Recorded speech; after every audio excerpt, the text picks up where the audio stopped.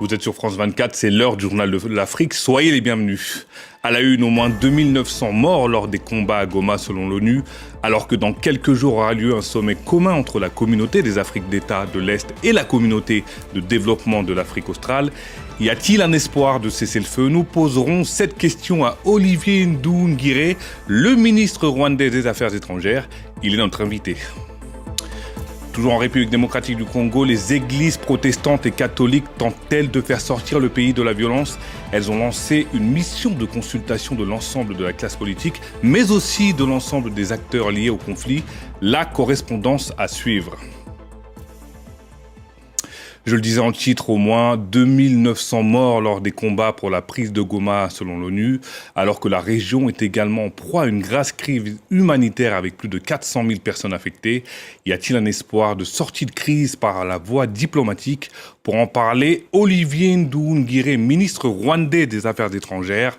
Bonsoir et merci d'avoir accepté notre invitation sur France 24. Bonsoir et merci de m'accueillir.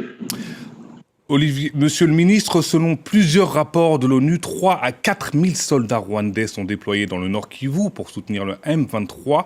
Pourquoi des troupes rwandaises en République démocratique du Congo?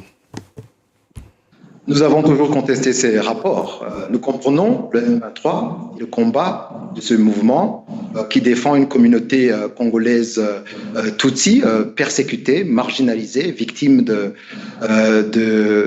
nettoyage ethnique et de discours de haine.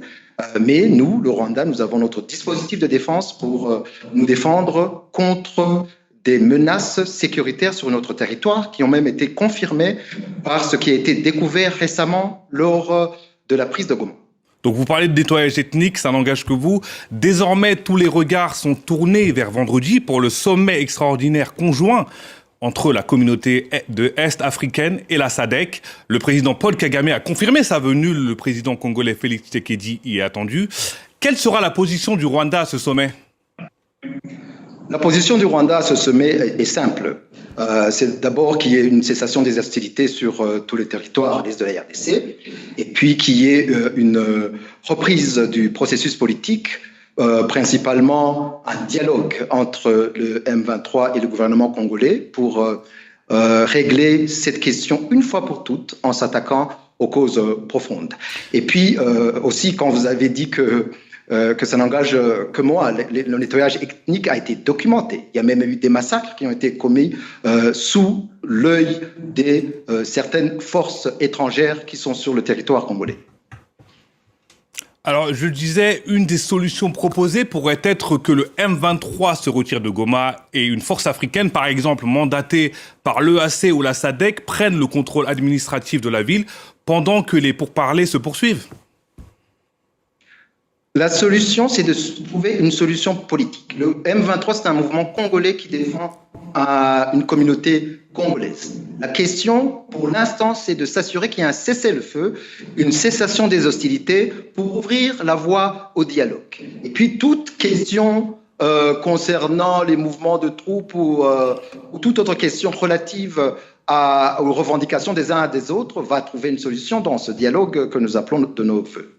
Vous dites que le M23 est un mouvement congolais, mais les rapports de l'ONU, je rappelle, disent que vous soutenez le M23 et qu'il y a entre 3 et 4 000 troupes rwandaises dans l'est de la République démocratique du Congo, ce que vous niez aujourd'hui. J'ai déjà dit exactement que nous nions ces rapports, nous avons nié... Malgré le nombre de rapports, malgré tous les rapports qui le confirment, vous le niez? Ce n'est pas le nombre du même groupe d'experts qui fait la vérité.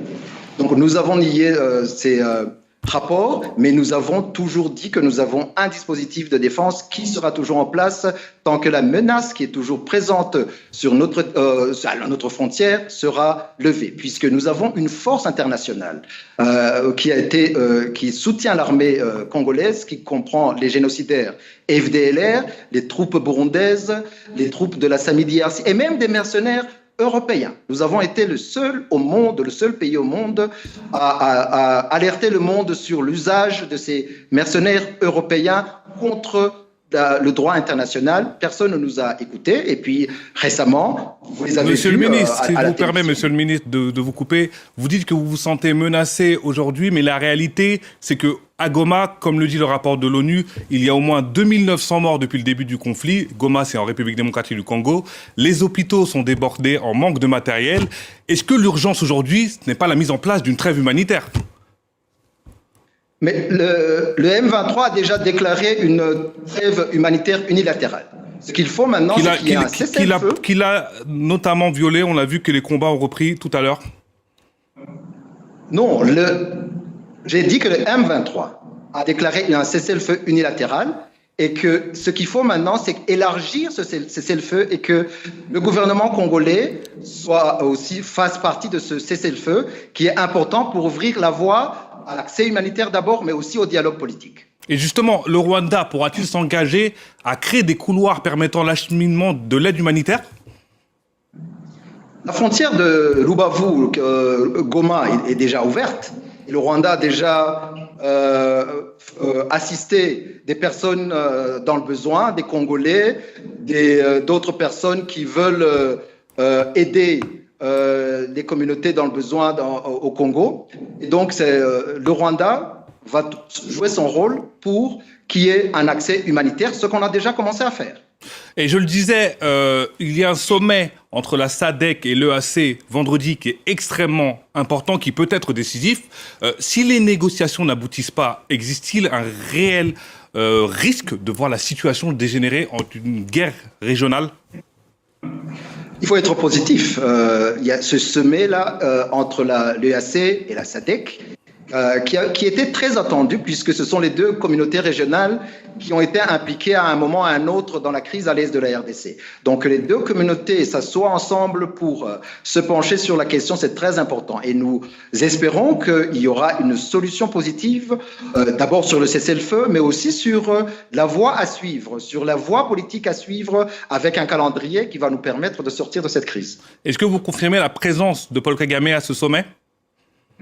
Oui, le président Paul Kagame va participer à ce sommet. D'accord.